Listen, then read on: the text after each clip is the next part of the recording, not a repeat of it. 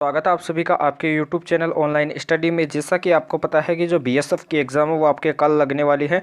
20 नवंबर को एग्ज़ाम होने वाला है। इसका जो एग्ज़ाम है वो 20 नवंबर को है 2022। इसलिए आपको क्या करना है, तैयारी अपने को बेस्ट रखना है। तो इसलिए इस वीडियो को भी एंड तक देखना है, क्योंकि अपन लगातार जुड़े रहे हैं तो आपके जो पेपर होगा वो काफ़ी अच्छा होगा, हमारी यही दुआ है। तो इसलिए आपको क्या करना है, वीडियो को एंड तक देखना है। इनमें से भी आप दुआ कीजिए कि कोई ना कोई क्वेश्चन छप जाए। तो इसलिए आपके सभी क्वेश्चन, मेरी सी दुआ है कि आपके सभी जो क्वेश्चन होंगे वो हमारे वीडियो से छपेंगे। तो इसलिए आपको भी दुआ करनी है, आपको भी स्टडी जारी रखनी है, बीच में नहीं छोड़ना है। तो अपन फर्स्ट क्वेश्चन पे चलते हैं बिना टाइम वेस्ट के, जो स्क्रीन पे दिया हुआ है। यदि सीजीएस पद्धति में दिया हुआ है 0.5 ग्राम अपॉन सीसी, आपको क्या दिया हुआ, घनत्व दिया हुआ है। जो 1 सीसी होता है इसमें कितने सेंटीमीटर होते हैं, सेंटीमीटर क्यूब होता है। ये क्या होता है, 1 सेंटीमीटर क्यूब होता है। जो 1 ग्राम दे रखा है वो ग्राम ऐसे कैसे रहेगा, लेकिन अपन को ये क्या बदलना है, एमकेएस में बदलना है। ये सीजीएस में दिया हुआ है तो एमकेएस में बदलेंगे। तो सबसे पहले जो ग्राम होगा इसको किस में बदलेंगे, केजी में बदलेंगे।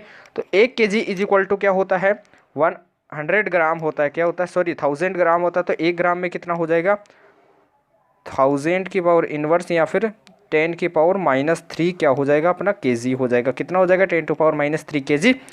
1 सेंटीमीटर क्या होता है आपका 100, 1 मीटर में कितने होते हैं 100 सेमी। तो 100 की पावर -1 यानी 10 टू पावर -2 मीटर हो जाएगा। तो 1 सेंटीमीटर क्यूब क्या हो जाएगा आपका, 10 टू पावर -6 मीटर हो जाएगा। क्या हो जाएगा, 10 टू पावर -6 मीटर। इसको आपको नोट करना है। क्वेश्चन में दे रखा है 0.5। सबसे पहले ग्राम को अपन किस में बदलेंगे, केजी में बदलेंगे। तो क्या हो जाएगा, नीचे 1000 का डिवाइड कर देंगे। क्या कर देंगे, नीचे 1000 का डिवाइड कर देंगे। अब क्या दे रखा है इसके नीचे में, यानी इसके नीचे ये दे रखा है सीसी। तो सीसी का मतलब क्या होता है, 1 सेंटीमीटर क्यूब। 1 सेंटीमीटर में क्या होता है आपका 1/100 मीटर होता है। लेकिन 1 सेंटीमीटर क्यूब में क्या हो जाएगा, 1/100 यानी 2 की पावर 3 का होल क्यूब हो जाएगा, यानी 1 मल्टीप्लाई ये 10 टू पावर 6 मान लीजिए इसको। अब ये जो 10 टू पावर 6 होगा वो क्या हो जाएगा आपका, ऊपर चला जाएगा। कहाँ पे चला जाएगा, ऊपर। तो 0.5 नीचे क्या रहेगा आपका, 10 टू पावर 3 लिख देंगे इसको, और ऊपर चला जाएगा 10 टू पावर 6। एक पॉइंट से एक पॉइंट हटेगा तो नीचे 10 आएगा, ये 4 हो जाएंगी पावर। तो यहाँ से 5 इंटू 10 टू पावर 2 बचेगा। क्या बचेगा, 5 इंटू 10 टू पावर 2, जिसे अपन क्या लिख सकते हैं, 500। क्या लिख सकते हैं, 500। और इसका जो मात्रक हो जाएगा वो हो जाएगा केजी अपॉन मीटर क्यूब हो जाएगा। क्या हो जाएगा, केजी अपॉन में मीटर क्यूब। इसको नोट कीजिए। तो इसका जो राइट आंसर हो जाएगा वो आपका ए ऑप्शन हो जाएगा। क्या हो जाएगा, ए ऑप्शन हो जाएगा। अगले क्वेश्चन पे चलते हैं जो आपकी स्क्रीन पे दिया हुआ है। ये आपका कल वाला क्वेश्चन है, ये वाला मोस्ट इंपॉर्टेंट क्वेश्चन है जो आपके एग्जाम में डायरेक्ट पूछा जाता है। संवेग का जो फॉर्मूला होता है वो होता है mv होता है। तो इससे अपन मात्रक या फिर विमा निकालते हैं। तो इसका मात्रक क्या हो जाएगा अपना, केजी मीटर पर सेकंड हो जाएगा। क्या हो जाएगा, केजी मीटर पर सेकंड। विमा जो आएगी वो आएगी आपकी m1L1T-1 आएगी, ये आएगी। इसको नोट कीजिए।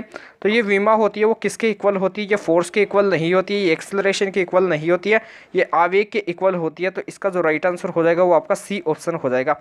अब बनता है कि जो आवेग का फॉर्मूला होता है वो क्या होता है, आवेग को अपन इम्पल्स बोलते हैं। इसे आई से शो कर दीजिए। इसका फॉर्मूला होता है बल गुणा समय होता है। तो यहाँ से कैसे निकला अपना, तो बल गुणा समय, तो फोर्स इंटू टाइम। फोर्स को क्या लिख सकते हैं, m इंटू ए। क्या लिख सकते हैं, m into A multiply time हो जाएगा। अब एक्सेलरेशन इंटू टाइम क्या होता है आपका, वेलोसिटी होता है। तो mv हो जाता है यहाँ से। जैसे कि अपन जानते हैं कि p बराबर भी mv होता है और इम्पल्स का भी क्या होता है, mv होता है। तो इसको नोट कीजिए। अगले क्वेश्चन पे चलते हैं जो आपकी स्क्रीन पे दिया हुआ है। मोस्ट क्वेश्चन जो आपके एग्जाम में डायरेक्ट पूछा जाता है। आपको दिया होता है A vector B dot B vector बराबर 0 है। तो आपसे पूछा जाता है कि यदि ए वेक्टर बराबर 0 होगा तब ये होगा कंडीशन, या फिर बी वेक्टर बराबर 0 है तब होगी, या फिर थीटा की वैल्यू अपन क्या लेते हैं यहाँ पे 90 तब होगा। तो ए वेक्टर डॉट बी वेक्टर होता है। इसको फॉर्मूले को नोट कीजिए। वो क्या होता है आपका, mod of A vector mod of B vector आपका क्या होता है, कोस थीटा होता है, कोस 5 बोल सकते हो। तो 5 की वैल्यू यदि 90 लेते हो तो 90 की वैल्यू 90 होती है। तो सारा क्या हो जाता है, 0 हो जाता है। तो यहाँ से ये तीनों कंडीशन क्या है, इसके लिए बिल्कुल राइट है। तो इसका राइट आंसर क्या हो जाएगा, डी ऑप्शन हो जाएगा। ऑल संबंध आर राइट है। और अपन जान जाएंगे यहाँ से कि जो cos 5 हो जाएगा उसका फॉर्मूला हो जाएगा A vector dot B vector upon में क्या हो जाएगा अपना, मोड ऑफ ए वेक्टर नीचे क्या हो जाएगा, मल्टीप्लाई में मोड ऑफ बी वेक्टर। यहाँ से ए cos थीटा वाला फॉर्मूला पूछा जा सकता है। यदि आपसे A vector dot B vector निकाला ले, क्या निकलेगा आपका, जैसे माना अपन ने 2 निकला और नीचे वाली वैल्यू है अपने पास 4, तो 1/2 आया, माना एक बारी 1/2 आया। अब cos 5 में जो 1/2 होती है वो किसकी वैल्यू होती है, ये होती है cos ऑफ π/3 यानी 60 डिग्री होती है। cos से cos चला जाएगा, फाई की वैल्यू क्या हो जाएगी, π/3 हो जाएगी। ऐसे आपसे एक क्वेश्चन पूछा जा सकता है, आपको ए वेक्टर बी वेक्टर की जैसे नीचे वैल्यू दे रखी है, ऐसे आपको वैल्यू दे रखी होगी। ये ए वेक्टर की वैल्यू दे रखी है, ए वेक्टर की जो वैल्यू दे रखी है वो दे रखी है 2i cap plus 3j cap minus का क्या दे रखा है, के कैप दे रखा है। जो आपका बी वेक्टर दे रखा है वो दे रखा है minus of 4i cap minus of 6j cap minus of P के कैप। सबसे पहले जो लंबवत होता है उसकी जो कंडीशन होती है वो क्या होती है, A vector dot B vector बराबर क्या होता है, 0 होता है। इसमें जो कोस थीटा होता है वो क्या होता है, 0। थीटा की वैल्यू क्या होती है, 90 होती है। इनका क्या करेंगे, डॉट प्रोडक्ट करेंगे, इनका क्या करेंगे, डॉट प्रोडक्ट करेंगे। तो ए वेक्टर डॉट बी वेक्टर बराबर 0। डॉट में क्या होता है, जो आई के गुणांक है वो आई से मल्टीप्लाई होंगे तो -4, 2 से मल्टीप्लाई होगा तो -8। आपका क्या देखिए, जब जे का गुणांक -6 वो 3 से मल्टीप्लाई होगा तो -18। और आपका जो माइनस पी है ये क्या होगा, माइनस के गुणांक यानी -1 से गुणा होगा तो ये क्या हो जाएगा आपका plus P is equal to 0। अब -8 और -18 आपके कितने हो जाएंगे, -26 प्लस आपका p इज इक्वल टू 0 हो जाएगा। ये इधर जाएगा या फिर ये -26 इधर जाएगा। तो जो p की वैल्यू आएगी आपके पास क्या आएगी, 26 आएगी। क्या आएगी, 26। तो लंबवत की कंडीशन से अपना जो आंसर आता है वो आता है 26। इसको नोट करना है। एक आपको इसमें बोला जा सकता है कि यदि समांतर है तो p की वैल्यू ज्ञात कीजिए। उसमें होता है कि आपको क्या करना होता है, a1 अपॉन में a2 यानी जो आई कैप के गुणांक है, और अपन b1 अपॉन में b2 यानी जो आई कैप के गुणांक है इनको अपॉन में कीजिए। जैसे 2 अपॉन में -4 हो जाएगा, और इधर क्या हो जाएगा 3 अपॉन में -6 हो जाएगा, और इधर क्या हो जाएगा माइनस का 1 अपॉन में क्या हो जाएगा, माइनस का p हो जाएगा। अब दो के इक्वल मान लीजिए आप किसी भी एक चीज़ को, और यहाँ से भी की वैल्यू निकाल सकते हैं, लेकिन लंबवत के लिए अलग होती है और समांतर के लिए अलग होती है। समांतर के लिए निकालोगे तो यहाँ से 2 3 क्या हो जाता है, -2 हो जाएगा, और ये माइनस है माइनस प्लस हो जाएगा, और यहाँ चला जाएगा तो p की वैल्यू 2 आती है किसमें, समांतर की कंडीशन में। तो इसको भी नोट करना है। अगले क्वेश्चन पे चलते हैं। उससे पहले मैं कुछ बताना चाहता हूँ आपको। जो संधारित्र होता है उसमें जो संचित ऊर्जा होती है वो 1/2 Q² अपॉन में C 1/2 CV²। एक और होता है, इसको भी नोट करना है। यहाँ से आपको वीमा या फिर कुछ फॉर्मूले में क्वेश्चन पूछा जा सकता है, इसलिए आपको इस फॉर्मूले को नोट करना है। जो आपको स्क्रीन पे क्वेश्चन दे रखा है उसको नोट कीजिए। अर्धवर्ताकार चक्कर में तय विस्थापन एवं दूरी, विस्थापन क्या होगा यदि आपको r दूरी बोला जाता है। यानी ये अर्धवर्त है, ए से बी बिंदु पर क्या बनता है, अर्धवर्त बनता है। ए से ओ बिंदु मानते हैं यहाँ तक की r दूरी है, और ओ से बी तक की क्या है, r दूरी है। तो ए से बी तक चलेगा कोई व्यक्ति तो वो शॉर्ट दूरी तय करता है, छोटी दूरी तय करता है, और छोटी दूरी तय करता है उसको अपन क्या बोलते हैं, विस्थापन बोलते हैं। क्या बोलते हैं, विस्थापन। और ये अर्धवर्त पूरा करता है तो उसकी आधी परिधि क्या हो जाएगी, उसका क्या हो जाता है, आधी परिधि उसका विस्थापन नहीं होगा, उसकी दूरी होगी। तो आधी परिधि उसकी दूरी हो जाएगी πr, दूरी तो क्या हो जाएगी इसकी πr हो जाएगी। लेकिन जो इसका विस्थापन होगा वो क्या होगा, ए बिंदु से जो बी बिंदु तक चली हुई दूरी है वो क्या है आपकी capital R plus capital R, total क्या हो जाएगा आपका 2r हो जाएगा। इसको आपको नोट करना है, जो आपको इक्वेशन में दिया हुआ है सेकंड ऑप्शन। तो अगले क्वेश्चन की ओर बढ़ते हैं, जो आपकी स्क्रीन पे दिया हुआ मोस्ट इंपॉर्टेंट क्वेश्चन। जो दहली ऊर्जा होती है वो होती है, यानी जो प्लेटिनम होता है, जो पीटी होता है, इसकी जो दहली ऊर्जा होती है, दहली ऊर्जा को शो किया जाता है W नोट से। इसको आपको नोट करना है। वो क्या होती है, अधिकतम होती है, न्यूनतम होती है, दोनों होती है, या फिर नन ऑफ दिस, आपको याद रखना है। वो क्या होती है, अधिकतम होती है। इसको नोट कीजिए, क्या होती है, अधिकतम। और वो अधिकतम में कितनी होती है, वो होती है 5.65 इलेक्ट्रॉन वोल्ट होती है। क्या होती है, 5.65 इलेक्ट्रॉन वोल्ट होती है। इसको भी आपको नोट करना है, एग्जाम में डायरेक्ट क्वेश्चन पूछे जाते हैं। एक और है आपका जो सीजीएम की होती है, यानी जो सीई होता है, सीजीएम होता है, इसकी जो दहली ऊर्जा होती है वो क्या होती है, न्यूनतम होती है। इन दोनों से एक सवाल आपके एग्जाम में पूछा जा सकता है। जो सीजीएम की दहली ऊर्जा होती है क्या होती है, न्यूनतम होती है। और न्यूनतम में कितनी होती है, 2.14 इलेक्ट्रॉन वोल्ट होती है। क्या होती है, 2.14 इलेक्ट्रॉन वोल्ट होती है, जो आपकी स्क्रीन पे दिया हुआ है। उससे पहले मैं आपको कुछ बताना चाहता हूँ। जो आपका एक तो क्या होता है, एंड गेट होता है। क्या होता है आपका, एक तो ऐसे एंड गेट होता है, ऐसे एक तो एक गेट हो, ये होता है आपका, क्या होता है, ऐसे गेट होता है। ये बबल बनाइए तो बनाइए, नहीं मत बनाइए। और एक आपका क्या होता है, नोट गेट होता है। क्या होता है, नोट गेट होता है, ये आपका नोट गेट होता है। और एक आपका क्या होता है, ये तो आपका क्या है, डी गेट यानी एंड गेट दिया हुआ है। सॉरी, इसमें तो नोट और नोर, ये तो क्या है आपका, नोट गेट दिया हुआ है। सबसे पहले इन गेट की बातें बाद में करते हैं। उससे पहले अपन एक क्वेश्चन पे चलते हैं। 100 वोल्ट के विभव में डी ब्रोगली तरंगदैर्घ्य क्या होगा, ये आपको बताना है। तो यहाँ से जो डी ब्रोगली जो तरंगदैर्घ्य होता है, इसका फॉर्मूला होता है, ये मोस्ट इंपोर्टेंट क्वेश्चन का जो फॉर्मूला है, 12.27 अपॉन में √(v) एंगस्ट्रॉन होता है। इसको मोस्ट इंपोर्टेंट लगा लीजिए, आपकी एग्जाम में देखने को मिल जाएगा यहाँ से। ये इलेक्ट्रॉन होता है ई का मतलब, लेकिन इलेक्ट्रॉन के लिए जो डी ब्रोगली तरंग दैर्घ्य होती है वही आपकी एग्जाम में पूछी जाती है। एग्जाम से मोस्ट इंपोर्टेंट क्वेश्चन आने के काफ़ी चांस हो जाते हैं, इसको आपको इस फॉर्मूले को मोस्ट इंपोर्टेंट लगा लेना है। Lambda is equal to 12.27 upon में अंडर में क्या हो जाएगा, वोल्टेज की वैल्यू दे रखी है आपको 100, और यहाँ पे आपका क्या हो जाएगा एंगस्ट्रॉन, नीचे क्या हो जाएगा 12.27, नीचे 100 का निकालेंगे तो 10 होगा। पॉइंट को यहाँ से हटाएंगे और नीचे क्या करेंगे अपन, इस 10 का भाग लगाएंगे तो पॉइंट 1 आगे लग जाएगा। तो यहाँ से जो इसका राइट आंसर आएगा वो अपना क्या आएगा 1.227 एंगस्ट्रॉन आएगा। क्या आएगा 1.227 एंगस्ट्रॉम आएगा, क्योंकि नीचे एक और 10 की पावर 1 है। तो इसका जो राइट आंसर हो जाएगा वो आपकी स्क्रीन पे दिखाई दे रहा है बी ऑप्शन। अगले क्वेश्चन पे चलते हैं जो आपकी स्क्रीन पे दिया हुआ है। यदि प्रकाश स्रोत से आर दूरी को दोगुनी कर दे तो इसकी जो तीव्रता हो जाएगी वो क्या हो जाएगी, आपको बताना है। तो प्रकाश स्रोत से जो आर गुण दूरी होती है वो क्या होती है, वो होती है आई समानुपाती क्या होती है आर स्क्वायर होती है। क्या होती है आई समानुपाती, सॉरी आई समानुपाती आर स्क्वायर नहीं होती, आई समानुपाती 1/r होती है। क्या होती है आई समानुपाती 1/r होती है। इस रिलेशन को आपको नोट करना है। जो तीव्रता और दूरी में जो संबंध होता है, प्रकाश की जो तीव्रता और जो दूरी में संबंध होता है वो होता है आई समानुपाती 1/r। यदि अपन क्या करते हैं दूरी को 2 गुना करते हैं, क्या करते हैं यहाँ से जो दूरी है इसको क्या करते हैं 2 गुना करते हैं, 2 गुना करते हैं, तो जो आपकी जो आई होगी वो क्या हो जाएगी, जो आपकी जो आई होगी इंटेंसिटी होगी वो क्या हो जाएगी आधी हो जाएगी। क्या हो जाएगी आधी हो जाएगी। तो इसका जो राइट आंसर हो जाएगा वो आपकी स्क्रीन पे दिया हुआ है बी ऑप्शन हो जाएगा। अगले क्वेश्चन पे चलते हैं। हीलियम के दूसरे कक्ष की जो त्रिज्या होती है वो क्या होती है यह बताना है। तो इलेक्ट्रॉन के कक्ष के घूमने की जो त्रिज्या होती है वो होती है, इसके फॉर्मूले को आपको नोट करना है 0.529 एन स्क्वायर अपॉन में क्या होता है जेड होता है। हीलियम का जो नाभिक होता है वो क्या होता है 2He4 होता है। यहाँ पे जो एन है यानी जो जेड है इसकी वैल्यू दे रखी है आपको 2 दे रखी है, एन की वैल्यू दे रखी है दूसरे कक्षा का मतलब एन की वैल्यू 2 दे रखी है। इन सभी वैल्यूज़ को इसमें पुट कीजिए तो आपका आंसर यही आएगा, यानी 0.529 है या फिर 8 है ऐसे कुछ है, 0.529 मल्टीप्लाई एन स्क्वायर की वैल्यू 2 का स्क्वायर 4, नीचे क्या हो जाएगा जेड की वैल्यू 2 से कट जाएगा तो 2 से क्या हो जाएगा आपका 4 हो जाता है। अब इसको इससे डिवाइड करते इसको इससे मल्टीप्लाई कराते हैं तो अपना आंसर आता है 1.058 एंगस्ट्रॉम होता है। और इसकी जो रेडियस होती है वो हमेशा एंगस्ट्रॉन में आती है, इसके आगे एंगस्ट्रॉन भी लगाते जाइएगा आप। तो इसका आंसर आपकी स्क्रीन पे दिखाई दे रहा है, मोस्ट इंपोर्टेंट क्वेश्चन है। लेकिन जो एग्जामिनर का जो दिमाग घूमता है वो क्वेश्चन बनाता है यहाँ से 0.529 एन स्क्वायर अपॉन में जेड होता है।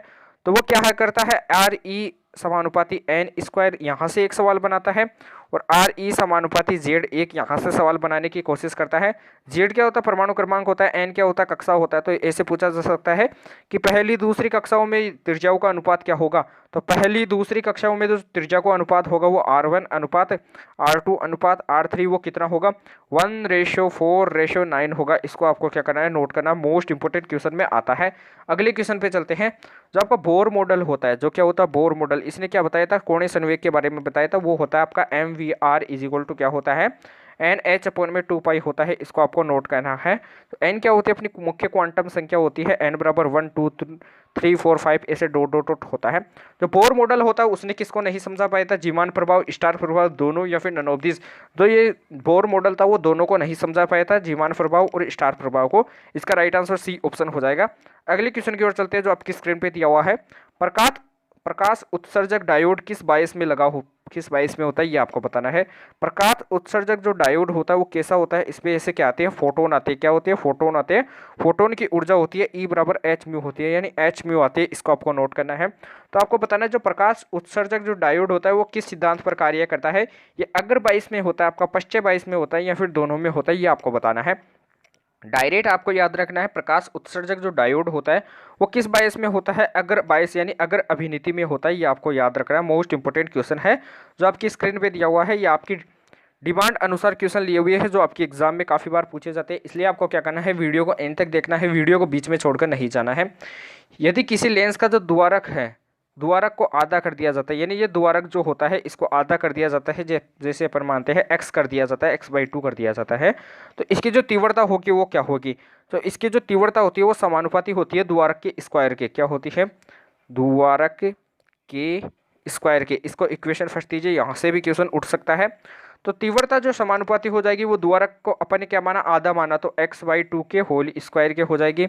होल स्क्वायर की हो जाएगी। तो इंटेंसिटी जो होगी वो क्या आ जाएगी आपके पास x²/4 आ जाएगी। तो यहाँ से देखिए जो आपकी जो तीव्रता हो जाएगी वो क्या हो जाएगी 1/4 हो जाएगी, यानी पहले की तुलना में क्या हो जाएगी 1/4 हो जाएगी। तो इसका जो राइट आंसर हो जाएगा वो आपका क्या हो जाएगा सी ऑप्शन हो जाएगा। C option will be the right answer of question. अगले क्वेश्चन पे चलते हैं जो भी मोस्ट इंपोर्टेंट क्वेश्चन होता है, यानी जो एक ऐसा छोटा काल्पनिक दर्पण बनाता है वो कौन सा आपका दर्पण होता है, कौन सा मिरर होता है। जो आपकी जो इमेज बनाता है वो क्या बनाता है काल्पनिक बनाता है और आपका छोटा प्रतिबिंब बनाता है। वो समतल दर्पण नहीं बनाता, क्योंकि समतल दर्पण की सभी इमेज क्या होती है वर्चुअल होती है, सीधी होती है। अवतल दर्पण की इमेज भी होती है काल्पनिक, लेकिन उसमें छोटा प्रतिबिंब नहीं बनता, ये आपको पता होना चाहिए। और जो आपका उत्तल दर्पण होता है ये बिल्कुल राइट आंसर है। इसका राइट आंसर क्या हो जाएगा आपका सी ऑप्शन हो जाएगा। अगले क्वेश्चन की ओर चलते हैं जो आपकी स्क्रीन पे दिया हुआ है। एक पूर्ण चक्कर में औसत धारा या फिर औसत वोल्टेज का जो मान होता है, धारा भी लिखा आ सकता है या फिर विभव भी आ सकता है, वोल्टेज भी आ सकता है। इनका जो विभव यानी वोल्टेज वो पूर्ण चक्कर के लिए क्या होता है 0 होता है। वो कैसे होता है मैं बताता हूँ। साइन एक्स का ग्राफ ऐसे होता है, ऊपर की जो वैल्यू होती है उसको प्लस मानते हैं, नीचे वाली वैल्यू को नेगेटिव मानते हैं। तो प्लस भी बराबर होता है आपका, नेगेटिव भी बराबर होता है, दोनों आपस में कट जाते हैं और जो टोटल हो जाता है ये आपका एक चक्कर है 0 से 2π तक। तो एक चक्कर में जो धारा या फिर जो विभव का मान होता है वो क्या होता है 0 होता है। इसको आपको नोट करना है। जैसे आपको ऐसे दे रखा होगा IDI दे रखा होगा, यहाँ पे I नोट बराबर या फिर IRMS बराबर IDS दे रखा होगा और 0 से 2π दे रखा होगा। ऐसे आपको समाकलन में भी पूछा जा सकता है। तो इसका जो राइट आंसर हो जाएगा वो आपका क्या हो जाएगा 0 हो जाएगा, ए ऑप्शन हो जाएगा। इसको नोट कीजिए। अगले क्वेश्चन पे चलते हैं। घरों में एसी आपूर्ति हेतु जो वोल्टेज देते हैं वो कितनी वोल्टेज देते हैं ये आपको पता होना चाहिए। जो आपूर्ति हेतु यानी जो आपका जो VRMS होता है वो क्या होता है फॉर्मूला, वो होता है V0/√2 होता है। क्या होता है √2 होता है। यहाँ से V0 क्या अपनी शिखर धारा है, शिखर वोल्टेज है या फिर शिखर धारा है। जो VRMS होती है वो अपने घरों में आती है। RMS जो वैल्यू वोल्टेज होती है वो आपके घरों में आती है, ये आपको पता होना चाहिए। तो शिखर धारा का फॉर्मूला क्या होता है VRMS मल्टीप्लाई क्या हो जाएगा √2। इसको इक्वेशन फर्स्ट दीजिए, अभी क्वेश्चन में काम में आने वाला है, इसको नोट कीजिए।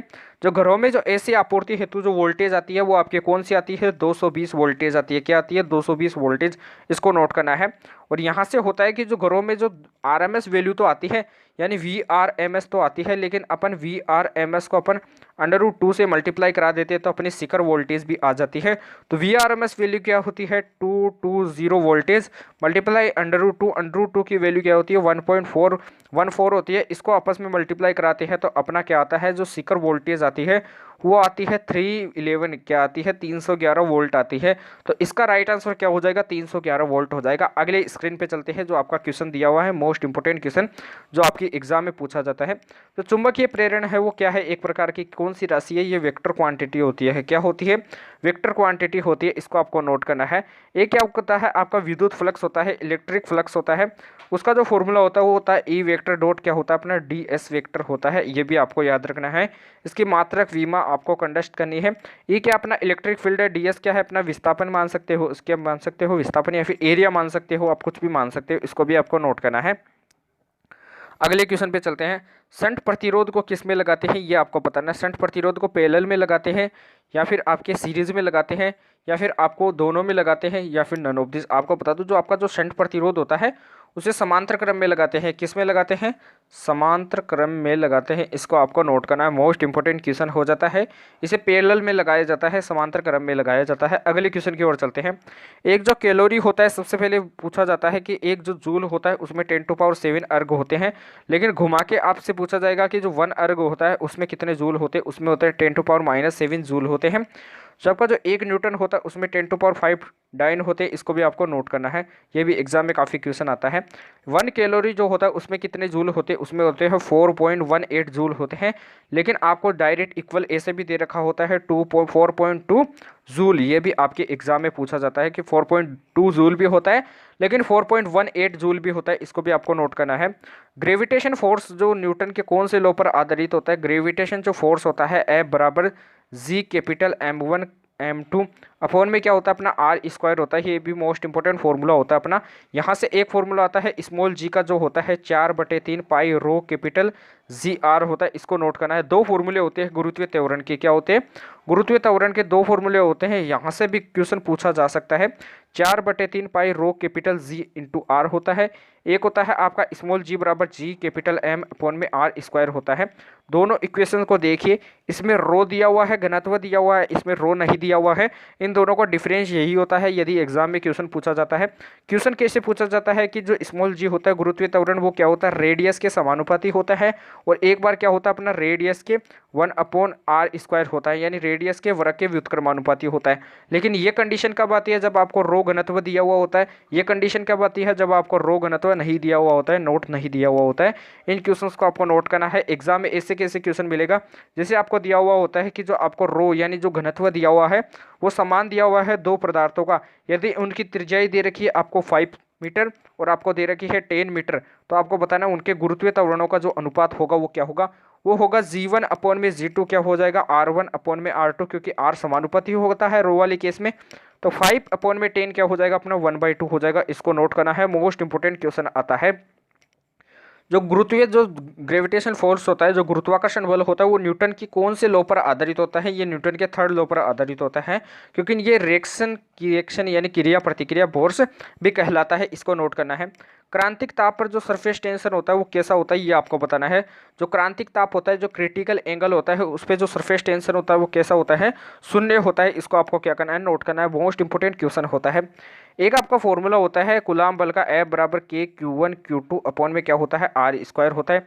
यहाँ पे जो K होता है इसका जो वैल्यू होता है 1/4 pi epsilon not. Equation first, equation two. अब अपन एप्सिलॉन नॉट की क्या बताना चाहते हैं, वीमा बताना चाहते हैं, तो वो कैसे निकालते हैं। जो एप्सिलॉन नॉट होता है इसका जो फॉर्मूला हो जाएगा वो हो जाएगा, आवेश को दोनों को एक मान लेते हैं तो Q², नीचे क्या हो जाता है FR²। यहाँ से अपन वीमा निकाल सकते हैं, तो आप इसकी वीमा निकाल लीजिए। जो इसकी वीमा आएगी वो क्या आएगी आपके पास, अपन फोर्स को ऊपर ऐसे कैसे ले जाएंगे F-1, और आप लेंथ को ऊपर लेके जाएंगे तो L-2, और जो आवेश होता है उसका होता है IT, तो I का -I+2 और आपका क्या हो जाएगा T+2 हो जाएगा। यानी इससे आप वीमा निकाल सकते हो। और जाहिर सी बात है F आपका फोर्स है, I आपका धारा है, T क्या है आपका टाइम है, और L क्या है आपका लेंथ है। मैंने डायरेक्ट इसको सोल्व कर दिया है। समविभव पृष्ठ पर जो कार्य होता है वो कैसा होता है। समविभव पृष्ठ का मतलब होता है ये आपका पृष्ठ है, ये दोनों सभी विभव पे क्या है समान है। तो समविभव पृष्ठ पे क्या होता है, जो किया गया कार्य होता है वो क्या होता है, वर्क डन होता है वो क्या होता है, जीरो होता है, शून्य होता है। इसको नोट करना है। अगले क्वेश्चन पे चलते हैं। जो आपका विद्युत फ्लक्स होता है यानी जो फाई ई होता है उसका जो फॉर्मूला होता है E vector dot D way vector होता है। इसको आपको नोट करना है। एग्जाम में काफ़ी बार क्वेश्चन पूछा जाता है। एक प्रकार की क्या है, स्केलर क्वांटिटी है, यानी क्या है एक प्रकार की अदिश राशि है। इसको आपको नोट करना है, मोस्ट इंपोर्टेंट क्वेश्चन आता है। विद्युत फ्लक्स का जो वीमा होता है वो क्या होता है, फाई बराबर क्या होता है ई वेक्टर क्या होता है dot D vector dot D A vector होता है। डी ए मतलब क्या होता है आपका एरिया दिया हुआ है। ई क्या होता है विद्युत क्षेत्र की तीव्रता होती है, तो वो क्या होती है अपनी F/Q होती है। क्या होती है, बल बटे क्या होती है, आवेश होती है। तो F/Q मल्टीप्लाई आपको दे रखा है डी ए अपना एरिया हो जाएगा। तो F की विमा अपन जानते हैं क्या होती है, जो F की विमा होती है वो M1 L1 T-2 होती है। नीचे आपका क्या हो जाएगा, Q हो जाएगा, आवेश की होती है I1 T1 होती है। क्या होती है I1 T1 होती है, मल्टीप्लाई एरिया की क्या हो जाएगी L2 हो जाएगी। तो ये जो T1 दिया हुआ ये ऊपर चला जाएगा, तो M1 L3 क्या हो जाएगा आपका I-1 और आपका क्या हो जाएगा T-3 हो जाएगा। ये क्या आपकी विमा हो जाएगी, किसकी, विद्युत फ्लक्स की हो जाएगी। इसको आपको नोट करना है। अगले क्वेश्चन पे चलते हैं जो आपकी स्क्रीन पे दिया हुआ है। बादल आपस में रगड़ने पर किसके द्वारा, घर्षण के द्वारा आवेशित हो जाते हैं। एग्जाम में डायरेक्ट क्वेश्चन कैसे पूछा जाता है कि जो बादल होते हैं वो आवेशित कैसे होते हैं, ये आपको बताना होता है। जो बादल होते हैं वो कैसे आवेशित होते हैं, वो घर्षण के द्वारा आवेशित हो जाते हैं। इसको आपको नोट करना है। मोस्ट इंपोर्टेंट क्वेश्चन पूछा जाता है। एक मोस्ट इंपोर्टेंट क्वेश्चन कैसे पूछा जाता है, एक्स से डिनोट किया जाता है, आपको कैसे किया जाता है, जैसे AT² माइनस जैसे 2T² -3T दिया हुआ है इक्वेशन फर्स्ट। ये क्या आपकी विस्थापन की समीकरण दी हुई है, तो यहाँ से आपको वोल्ट विभव की समीकरण पूछी जाती है। T बराबर 4 सेकंड पे पूछी जाती है, किसकी, एक्स विस्थापन की दी हुई है, तो वेलोसिटी की पूछी जाती है। तो वेलोसिटी का मतलब होता है कि जो dx/dt होगा इसका अवकलन कर दीजिए, वो वेलोसिटी आता है। अवकलन करोगे तो 2 ऐसे कैसे T² का क्या हो जाएगा 2T -3, T का क्या हो जाएगा 1 हो जाएगा, तो मल्टीप्लाई 1, तो ये क्या हो जाएगा 4T - 3 हो जाएगा। अब अपन क्या कर देंगे, T की वैल्यू 4 सेकंड पुट कर देंगे, तो यहाँ से 4 सेकंड पुट कीजिए, तो 4 × 4 - 3 हो जाएगा। यहाँ से क्या हो जाएगा आपका 16 - 3 अर्थात क्या हो जाएगा 13 हो जाएगा। ऐसे क्वेश्चन आपके एग्जाम में काफ़ी बार आते हैं। जैसे आपका वेलोसिटी दे रखा होता है 2T² प्लस का 1 दे रखा है, यहाँ से आपको T बराबर 2 सेकंड पे बताना है। आपको क्या बताना है, एक्सलरेशन बताना है, तो इसका अवकलन कर दीजिए वेलोसिटी का एक्सलरेशन कैसे निकलता है, वेलोसिटी का अवकलन करने पर एक्सेलरेशन निकलता है। तो एक्सेलरेशन क्या हो जाएगा, 2t स्क्वायर का क्या हो जाएगा 4t हो जाएगा, प्लस 1 का क्या हो जाएगा 0 हो जाएगा, t बराबर 2 सेकंड अपन यहाँ पे पुट कर देंगे। तो एक्सेलरेशन क्या आ जाएगा 8 आ जाएगा, 8 मीटर पर सेकंड स्क्वायर आ जाएगा। इसको आपको नोट करना है। बादल आपस में रगड़ने से घर्षण द्वारा आवेशित होते हैं, ये आपको पता होना चाहिए। डीसी का जो प्रतिरोध होता है वो क्या होता है, सबसे पहले जो डीसी की जो फ्रीक्वेंसी होती है वो क्या होती है 0 होती है, ये आपको नोट करना है। डीसी को जो प्रतिरोध होता है वो एक्स सी होता है, यानी ओमेगा सी, यानी ओमेगा को क्या लिख सकते हैं 2πf(c), क्या क्या लिख सकते हैं 2πf। एफ क्या अपना फ्रीक्वेंसी है, फ्रीक्वेंसी की वैल्यू यहाँ से अपन ने थोड़ा रोंग कर दिया है, 1/2πfc लिखना चाहिए था अपने को, यानी यहाँ से फ्रीक्वेंसी की वैल्यू 0 होगी तो ये एफ नीचे आता है, क्या आता है ओमेगा बराबर क्या होता है, ओमेगा जो बराबर होता है वो होता है 2π/t होता है, ये ऊपर चला जाता है तो एफ हो जाता है। तो यहाँ से जो एक्स सी बराबर क्या हो जाएगा अपना, एक्स सी बराबर हो जाएगा 1/ओमेगा c होता है, सॉरी फॉर्मूले में मिस्टेक थी, 1/ओमेगा c होता है। इक्वेशन फर्स्ट दीजिए तो एक्स सी बराबर अपना क्या हो जाएगा, एक्स सी बराबर क्या हो जाएगा 1/ओमेगा c, तो 1/2πfc हो जाएगा। फ्रीक्वेंसी की वैल्यू क्या होती है 0 होती है, एफ क्या दिया हुआ है फ्रीक्वेंसी दिया हुआ है, नीचे क्या हो जाएगा 1/0 हो जाएगा, अर्थात आपका क्या हो जाएगा इन्फिनिटी हो जाएगा, अनंत हो जाएगा। तो इसका राइट आंसर क्या हो जाएगा डीसी, डायरेक्ट करंट का जो प्रतिरोध होता है वो क्या होता है अनंत होता है, इसको आपको नोट करना है। जो विद्युत बल्ब का जो फिलामेंट होता है वो किसका बना होता है, टंगस्टन का बना होता है, ये भी काफी मोस्ट इंपोर्टेंट आपकी क्वेश्चन एग्जाम में पूछा जाता है। जो एफ बराबर जो आपका अभिकेंद्रीय बल होता है इसका एक फॉर्मूला नोट कीजिए, एफ बराबर ओमेगा स्क्वायर आर होता है, वी बराबर क्या होता है अपना ओमेगा आर होता है, यहाँ से भी एक क्वेश्चन देखने को आपको मिल सकता है। और आपका जो एक होता है वी मैक्सिमम जो वैल्यू होती है वो क्या होती है under root of mu G R होती है, क्या होती है म्यू जी आर। म्यू क्या होता है अपना घर्षण गुणांक होता है, जी क्या होता है गुरुत्वीय त्वरण होता है, और जो आर होती है वो रेडियस होती है, वी मैक्सिमम क्या होती है अधिकतम गति होती है, अधिकतम वेलोसिटी होती है। इन तीनों फॉर्मूलों को आपको नोट करना है, ये घर्षण वाले चैप्टर में आता है फॉर्मूला। यहाँ से भी काफी क्वेश्चन आपके एग्जाम में डायरेक्ट ऐसे कैसे मिलते हैं, इसलिए मैं इनको भी बताते जा रहा हूँ। जो आपका जो मोमेंटम होता है वो क्या होता है P = mv होता है, यहाँ से एक समान निकलता है, m समानुपाती क्या होता है 1/v, इसको इक्वेशन फर्स्ट दीजिए। तो जो m1 हो जाएगा वो क्या हो जाएगा 1/v1, और जो m2 हो जाएगा वो क्या हो जाएगा आपको 1/v2। यहाँ से एक न्यूमेरिकल क्या बनेगा आपका डेफिनेट बन सकता है, m1 में m2 जो होता है वो बराबर होता है v2/v1। आपको क्या करेगा, आपको v2 की वैल्यू दे देगा, आपको m1 की वैल्यू दे देगा, आपको m2 की वैल्यू दे देगा, आपको v1 की वैल्यू पूछ लेगा। कैसे, m1 की वैल्यू 1 माना अपन ने, v2 की वैल्यू अपन ने 2 मानी, और सॉरी v2 की वैल्यू भी 2 मानी, m2 की वैल्यू भी अपन ने 2 मानी, और नीचे v1 की वैल्यू अपने को ज्ञात करनी है। इसको इधर मल्टीप्लाई कराएंगे, इसको इधर, तो v1 की वैल्यू क्या आएगी आपके पास 4 मीटर पर सेकंड आएगी। तो ऐसे फॉर्मूले आपकी एग्जाम में डायरेक्ट पूछे जाते हैं, इसको आपको याद रखना है। जो धारा घनत्व होता है वो क्या होता है, इस जो क्या होती है स्केलर क्वांटिटी होती है, आपकी सदिश राशि होती है, आपकी अदिश राशि होती है, कैसी राशि होती है ये आपको बताना है। जो आपकी जो धारा घनत्व होता है वो क्या होता है, एक प्रकार की सदिश राशि होती है, क्या होती है सदिश राशि। जो अपवहन वेग होता है, जो आपका vd होता है, अपवाह वेग होता है, इसकी जो कोटि होती है वो होती है 10⁻⁴ होती है, क्या होती है 10⁻⁴।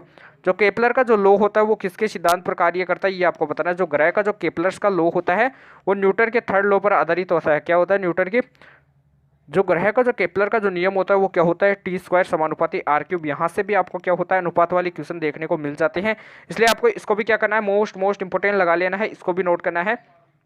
अगले क्वेश्चन पे चलते हैं जो आपकी स्क्रीन पे दिया हुआ है। फ्यूज तार किसका बना होता है, टिन लेड मिश्र धातु का बना होता है, किसका बना होता है टिन लेड मिश्र धातु का बना होता है, इसको आपको नोट करना है। परमाणु का आकार, परमाणु की त्रिज्या, इससे संबंधित आपको क्वेश्चन काफी पूछे जा सकते हैं एग्जाम में, क्योंकि मोस्ट इंपोर्टेंट क्वेश्चन यहाँ से छपने के चांस होते हैं, इसलिए आपको इसको मोस्ट इंपोर्टेंट लगा लेना है। एमीटर हमेशा किस में लगा होता है ये आपको पता होना चाहिए। एमीटर जो होता है वो हमेशा श्रेणी क्रम में लगता है, और जो आपका जो वोल्ट मीटर होता है वो किस में लगता है, जो आपका वोल्ट मीटर होता है वो किस में लगता है, वो आपका लगता है पैरेलल में लगता है, यानी सीरीज में लगता है, इसको भी आपको नोट करना है। मोस्ट इंपोर्टेंट क्वेश्चन हो जाते हैं। अगला देखिए, आदर्श वोल्ट मीटर का जो एक क्वेश्चन है आपका, आदर्श वोल्ट मीटर का जो प्रतिरोध होता है वो कितना होता है, अनंत होता है, इसको आपको नोट करना है। पेचकस का हत्था मोटा लिया जाता है, हैंड का मतलब क्या होता है हत्था होता है वो मोटा लिया जाता है, और जो आपका जो हैंडपंप होता है उसका जो हत्था होता है वो लंबा लिया जाता है। इन सभी का जो कारण होता है वो टॉर्क, टॉर्क का जो फॉर्मूला होता है वो होता है F×d होता है। d क्या होता है अपनी दूरी होती है या फिर लंबाई होती है। जैसे इसकी जो लेंथ दे रखी है वो त्रिज्या r है, लेकिन देखिए कितना लंबा लिया हुआ है, क्योंकि जो टॉर्क होता है वो डिपेंड होता है डायरेक्ट ऑफ दूरी पे डिपेंड होता है, टॉर्क के दूरी के समानुपाती होता है। यदि अपन दूरी या फिर त्रिज्या को d क्या है अपनी रेडियस है, त्रिज्या को अपन इंक्रीज करते हैं तो टॉर्क होता है वो क्या होता है इंक्रीज होता है, यानी जो बल आघूर्ण होता है वो क्या होता है बढ़ता है। तो जो पेचकस का जो हत्था मोटा लेते हैं वो किस कारण लेते हैं, क्योंकि उसकी रेडियस बढ़ जाए और जो बल आघूर्ण हो वो बढ़ जाए, जिससे अपनों को क्या होता है अधिक बल लगाने की आवश्यकता नहीं हो, अर्थात जो कम बल में ही अपना कार्य समाप्त हो जाए, इसलिए अपन टॉर्क क्या लेते हैं, पेचकस का हत्था मोटा या फिर हैंडपंप का जो हत्था होता है वो लंबा लेते हैं। इसको आपको नोट करना है। मोस्ट इंपोर्टेंट जो क्वेश्चन होते हैं वो आपके यहीं पे फिनिश होते हैं। कुछ क्वेश्चन जो आपके एग्जाम में काफ़ी बार पूछे जाते हैं वो मैं जैसे बता देता हूँ। जैसे जे वाला फॉर्मूला होता है W/Q, इसको आपको नोट करना है। ये क्या होता है, आपके एग्जाम में काफ़ी बार पूछा जाता है। 1 ATM जो होता है उसमें कितनी वैल्यू होती है, 1 ATM की जो वैल्यू होती है वो क्या होती है, 1 ATM जो होता है इसकी वैल्यू होती है 10⁵। क्या होती है, 10⁵ होती है। इसको आपको नोट करना है। जो आपका जो क्या होता है, जो यहाँ से एक और फॉर्मूला आपके मोस्ट इंपोर्टेंट जो एग्जाम में काफ़ी बार पूछा जाता है वो आपका वही होता है, वी मैक्सिमम क्या होता है, ओमेगा ए होता है। SHM में पढ़ते हैं वी मैक्सिमम क्या होता है, ओमेगा होता है। एक्सलरेशन भी जानते हो आप, ओमेगा स्क्वायर ए होता है। ऐसे आपको मोस्ट इंपोर्टेंट क्वेश्चन जो होते हैं वो आज का टास्क यहीं पे कंप्लीट होता है। मेरी दुआ यही है कि आपका पेपर काफ़ी मोस्ट इंपोर्टेंट क्वेश्चन के साथ अच्छा हो। जो भी मैंने क्वेश्चन करवाए है वही आपके क्वेश्चन ऐसे के ऐसे डिट्टो आए, वो आए भी गए, ये आप देखने का वीडियो के एंड में देखिएगा। आप जब पेपर सोल्व करोगे तो आपको पता चलेगा कि हमने जो क्वेश्चन स्टडी की थी उन्हीं में से सभी क्वेश्चन छपे हैं। तो आपको क्या करना है, रिवीजन करना है। रिवीजन क्लास एक बार जबा के देख लीजिए, यानी आपको जल्दी से देख लेना है। इसलिए आपको वीडियो को एंड तक देखना है, वीडियो को बीच में छोड़कर नहीं जाना है। अभी तक लाइक नहीं किया तो प्लीज़ एक बार वीडियो को लाइक कर दीजिए, मैंने एक बार भी नहीं कहा। वीडियो को शेयर कर दीजिए। चैनल को अभी तक सब्सक्राइब नहीं किया तो प्लीज़ चैनल को सब्सक्राइब कर दीजिए, बेल आइकन प्रेस कर लीजिए। टेलीग्राम चैनल का डिस्क्रिप्शन में लिख दिया हुआ है, आप जुड़ना चाहते हो तो जुड़ सकते हो। वहाँ पे जो आपको हैंड रिटन नोट्स होते हैं वो आपको मिल जाते हैं। तो अपन कल मिलते हैं आपके जो नोटिफिकेशन के बारे में जानकारी लेके। तो तब तक के लिए जय हिंद, जय भारत।